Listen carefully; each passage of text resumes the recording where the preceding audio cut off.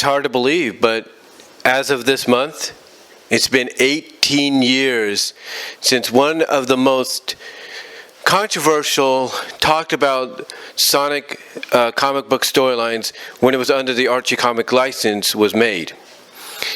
Now, during this time, as a bit of a background, we started seeing things occur in space.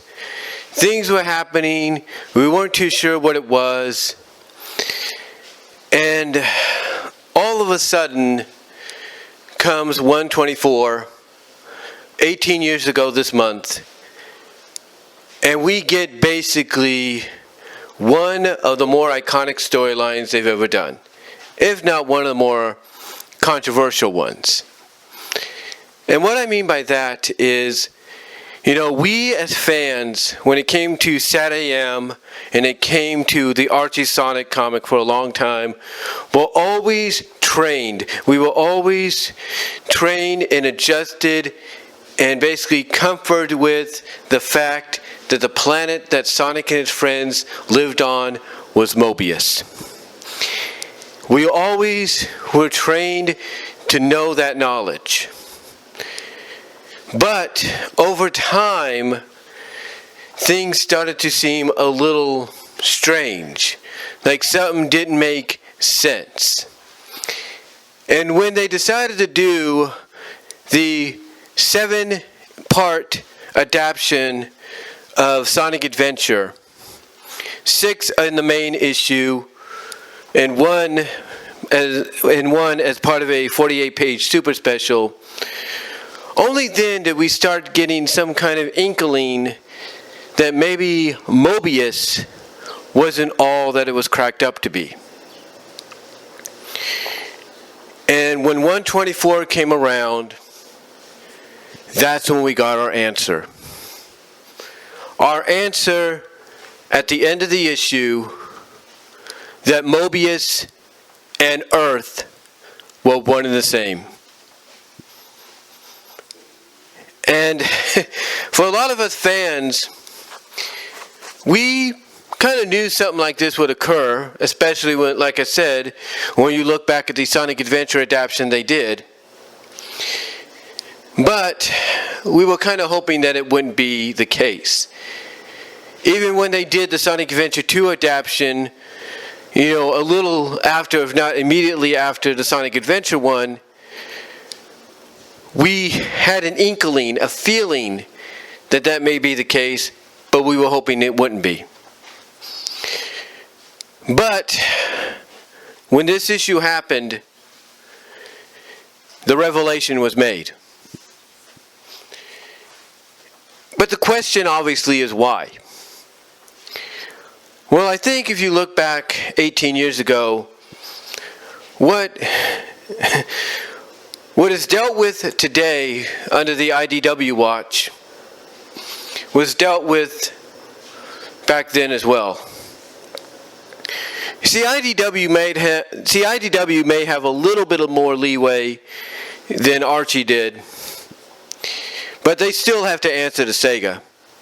Sega of America, the Sonic team, they still have to give their okay to whatever they put into the stories. Just like Archie had to do back then.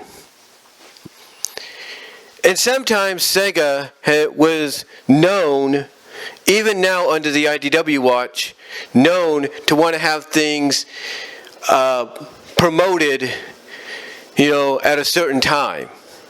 Even if it meant interrupting an ongoing storyline.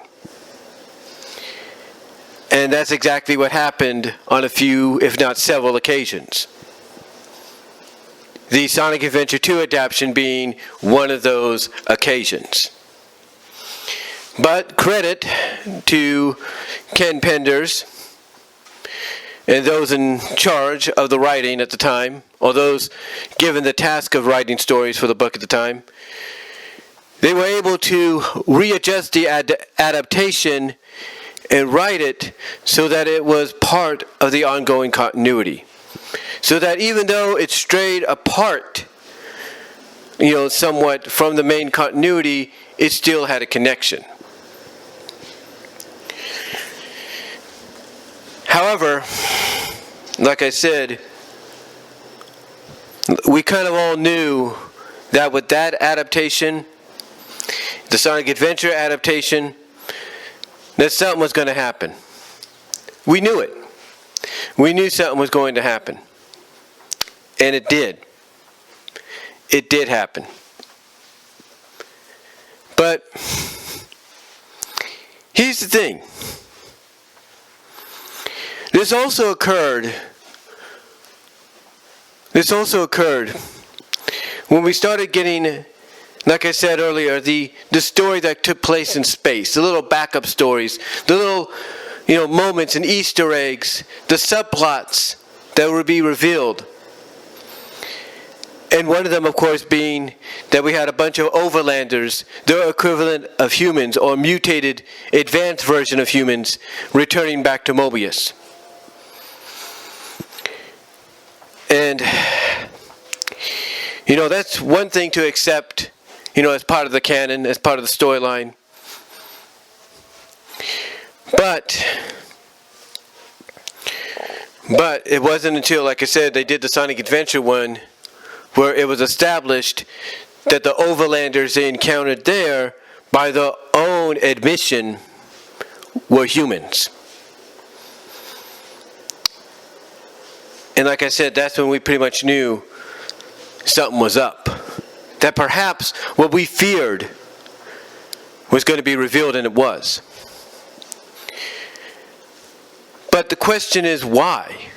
Why did Sega feel that this was necessary? Or was it a Ken Penders call? Who knows? Or was it a collab call? We don't know. Was it a Carl Bowler's call? We don't know. But the question is, this changed everything. It changed everything. Because of the fact that we knew that with Mobius being home to overlander like humans, and humans period, and these anthropomorphic, creatures, we knew there was a reasoning. And we got somewhat of a reasoning throughout various backup stories in the main book. We got various reasons, origins, if you will. But it was in this Sonic Adventure 2.5 story, because that's the title it was given, Sonic Adventure 2.5 Alpha for 124, and Sonic Adventure 2.5 Omega for 125. It was in this arc, I believe, that it was established that the anthropomorphic characters of Sonic, Sally, Rotor, Bunny, Antoine, Amy Rose, and their descendants before them did not naturally evolve, like let's say Homo sapiens, I think that's the word. Homo sapiens, they did not naturally evolve from the water or the ground of their natural state and just grow. They didn't naturally do that. Instead, it's established that something happened. That this new menace, the Zorda, the Xodra, Zorda, Exorda, if you will. The Exorda were the reason that the Mobius anthropomorphic creatures were as they were. That because the last time the Zorda tried to wipe out the planet, all they did was succeed in evolving the animal life to the status it's at now. And when you go back and you read this, and you listen to all this from 124 to 125, it is just like, you look at this, and here's the thing, we criticize, and rightfully so, the whole Mecha Sally thing, rightfully so. But when you look back at this, it's like all of a sudden things changed. I mean, yeah, we still refer to the planet as Mobius. We still refer to it as Mobius. In fact, they had Sally encounter the Zorda and explain to them that the Mobians, the anthropomorphic creatures that they, by their own attempt at destroying the planet, caused to evolve to what they were now the dominant species. And that the planet, because of that fact, was redubbed Mobius. And perhaps, maybe in story, was redubbed Mobius to throw the Exorta off the trail. But apparently that wasn't the case. And in the end, what happens?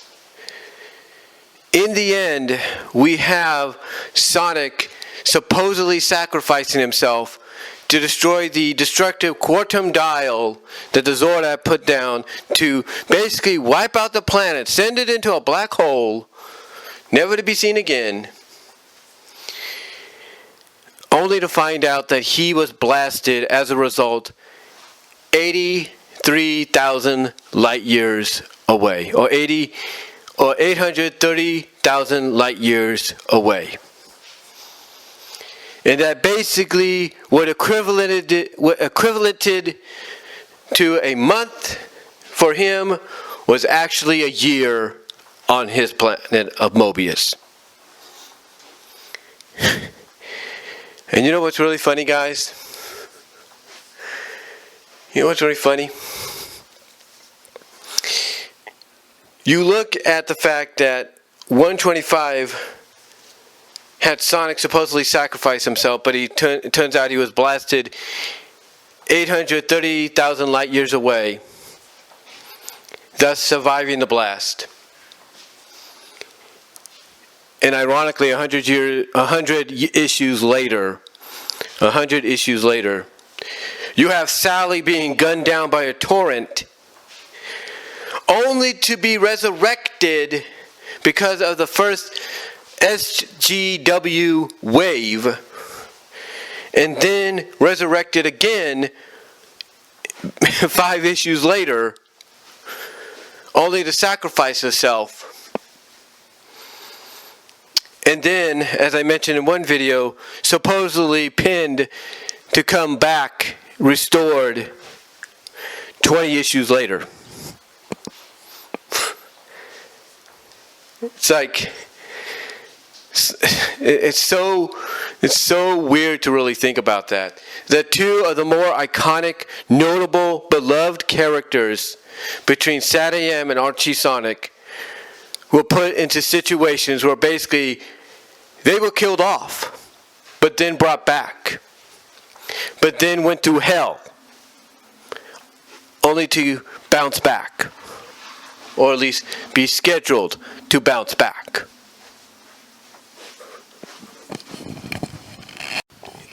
It's just mind-blowing as a fan when you really think about that connection. It's really mind-blowing. But yeah, 18 years ago, this month marked the Sonic Adventure 2.5 Alpha Omega storyline. And the revelation that a lot of us suspected but were hoping Archie Comics wouldn't do. The staff behind Archie Sonic wouldn't do, and that's revealed that both Mobius and Earth were one and the same.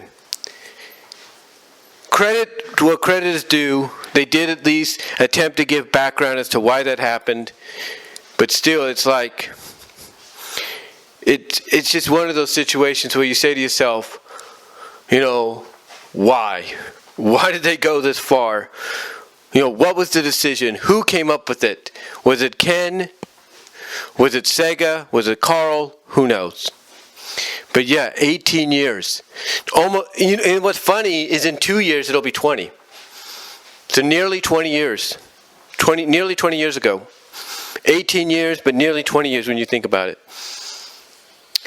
But let me know what you guys think. What are your thoughts?